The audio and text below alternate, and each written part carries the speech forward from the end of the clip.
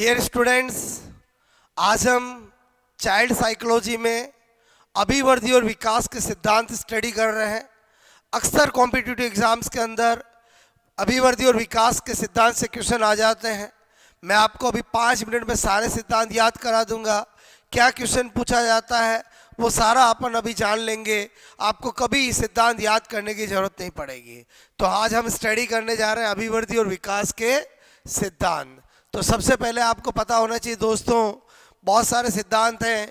एक एक सिद्धांत को इंडिविजुअली समझा रहा हूँ और हर सिद्धांत को जानने के लिए उसका जो नाम है उसी पे मेन फोकस करना चाहिए।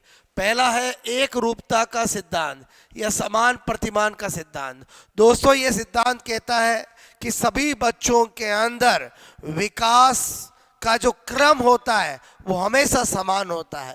ये क्या कहना चाहते हैं कि एक बच्चा गांव में पैदा हुआ हो, एक बच्चा शहर में पैदा हुआ हो, दोनों ही बच्चों के अंदर पहले अस्थायी दांत आएंगे, फिर स्थायी दांत आएंगे। पहले ही बच्चे सब बलबलाना सीखेंगे, फिर बोलना सीखेंगे। पहले सब बच्चे बैठना, फिर खड़ा होना, फिर दौड़ना सीखेंगे। यानी आपसे मेरे को एक रूपता का सिद्धांत, समान प्रतिमान का सिद्धांत, विकास के समान क्रम, ठीक है, बोलो की बात करते हैं। यानी विकास के समान क्रम की बात करते हैं, यानी विकास के क्रम की बात करते हैं। उसके बाद इसी से मिलता जुलता व्यक्तिगत विकास दर की भिन्नता का सिद्धांत। यह सिद्धांत कहता है कि दो सेम उम्र के बच्चों में विकास की गति भिन्न भिन्न हो सकती है। आपके पड़ोस के घर में एक बच्चा पैदा हुआ, आपके घर में भी एक बच्चे का बर्थ हुआ, लेकिन पड़ोस के बच्चे के बोलो 8 महीने, 9 महीने, 10 महीने बाद दांत आ गए, आपके बच्चे के दांत नहीं आए।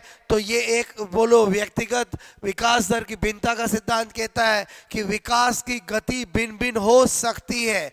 तो इसका मतलब हुआ है निरंतरता का। जो एक रूपता का सिद्धांत है विकास के समान क्रम की बात करता है, और ये विकास बोलो की गति की बात करता है। और गति बोलो भिन्न भिन्न हो सकती है लेकिन क्रम हमेशा समान रहेगा। आई होप ये दोनों जो सिद्धांत एक दूसरे से थोड़ी सिमिलरिटी रखते हैं वो समझ में आए होंगे।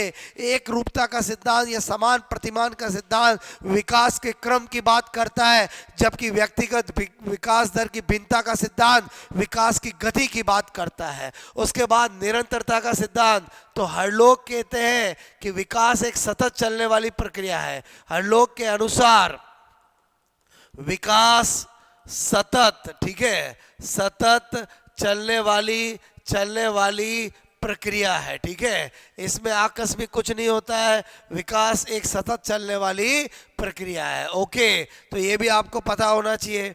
उसके बाद सामान्य से विशिष्ट का सिद्धांत, यही वो सिद्धांत है जिसको लेकर सबसे ज्यादा कंपटीशन एग्जाम में क्वेश्चन आते हैं। आपको पहले तो ऐसा ही क्वेश्चन पूछ लेते हैं, निम्न में से अभिवृद्धि और विकास का कौन सा सिद्धांत नहीं होता है।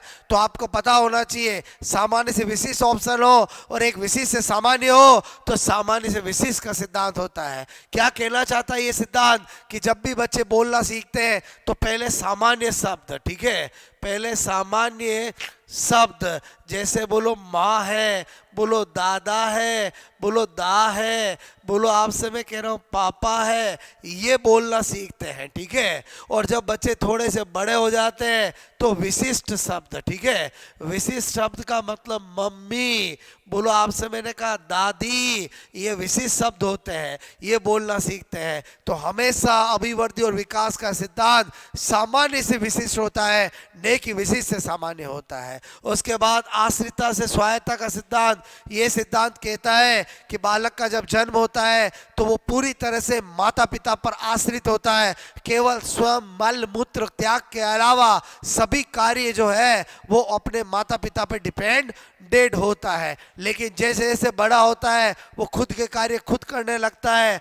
तो अभिवृद्धि और विकास का सिद्धांत आश्रितता से स्वायत्तता का है, न कि स्वायत्तता से आश्रितता का है। आई होप पांचों सिद्धांत समझ में आए होंगे। उसके बाद नंबर 6 परस्पर संबंध का सिद्धांत। ये सिद्धांत कहता है कि अभिवृद्धि और विकास के अंदर बहुत सारे ऐसे विकास होते हैं जो एक दूसरे से परस्पर संबंध रखते हैं। आप जानते हो जैसे जैसे हमारा शारीरिक विकास होता है वैसे वैसे हमारा क्रियात्मक विकास भी होता है।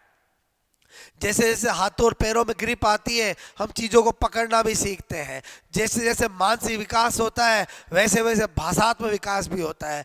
जैसे जैसे सामाजिक विकास होता है, वैसे वैसे नैतिक विकास भी होता है। तो परस्पर संबंध का सिद्धांत कहता है एक विकास का दूसरे के साथ साथ अनोठा अनोठा संबंध संबंध होता है। ठीक है, होता है। जैसे मैंने लिखा यहाँ पर, बोलो शारीरिक विकास एंड क्या लिखा, बोलो क्रियात्मक विकास। क्लियर।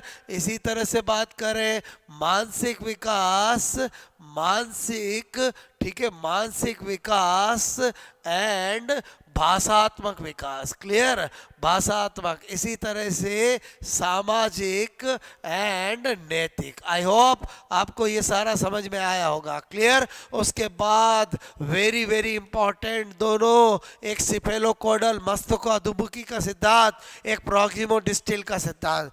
दोस्तों बोलो सिफेलोकोडल का सिद्धांत कहता है गर्भावस्था के अंदर, गर्भावस्था में सर्वप्रथम सिर का निर्माण होता है, सिर का निर्माण। क्लियर होता है सिफेलोकोडल का सिद्धांत। और फिर क्रम क्या होगा, तो सिर से फिर मुंह से गर्दन, गर्दन से धड़, धड़ से हाथ और हाथ से पैर। इसका मतलब हुआ कि शारीरिक विकास जो होता है वो सिर से पैर की ओर होता है। दोस्तों ये कहने वाला कुप्पुस्वामी है। आपको कभी भी पूछा जाए कि शारीरिक विकास सिफेलोकोडल के सिद्धांत के अनुसार सिर से पैर की ओर होता है, किसने कहा, तो कुप्पुस्वामी ने कहा। अब है इसका मतलब सिफेलोकोडल का सिद्धांत किसकी बात करता है, शारीरिक विकास की बात करता है, शारीरिक विकास की। क्लियर। लेकिन जो प्रॉक्सिमो डिस्टिल का सिद्धांत है वो क्रियात्मक विकास से संबंधित है। किससे है, बोलो क्रियात्मक विकास। और वो क्या कहता है कि जब भी हमारा बोलो एक्टिविटी गत्यात्मक क्रियात्मक विकास होता है तो केंद्र से परिधि की ओर होता है। आपने देखा होगा छोटे बच्चे जब शुरू में कोई चीज पकड़ना सीखते हैं तो पहले हथेली से पकड़ते हैं, फिर धीरे धीरे बड़े होने पर हाथ अंगुलियों से पकड़ते हैं। यानी जो प्रॉक्सिमो डिस्टिल का सिद्धांत है उसका ऑर्डर केंद्र से परिधि की ओर होता है और ये क्रियात्मक विकास की बात करता है। जबकि सिफेलोकोडल का सिद्धांत जो है वो सिर से पैर की बात करता है, वो शारीरिक विकास से संबंध रखता है। आई होप ये दोनों सिद्धांत समझ में आए होंगे। वर्ताकार गति का सिद्धांत, जिसे गति का सिद्धांत भी कहते हैं, ये कहता है विकास कभी भी लंबवत ऐसे नहीं होता है, विकास वर्तुलाकार गति से आगे बढ़ता है। और इस वर्तुलाकार गति से जब विकास होता है तो एक विकास दूसरे विकास का साथ जुड़ता है, परिपक्वता प्राप्त करता है, और इस गति से जब विकास होता है तो विकास में सुदृढ़ीकरण हो जाता है। तो विकास कभी भी ऐसे लंबवत नहीं होकर चारों ओर होता है। क्लियर।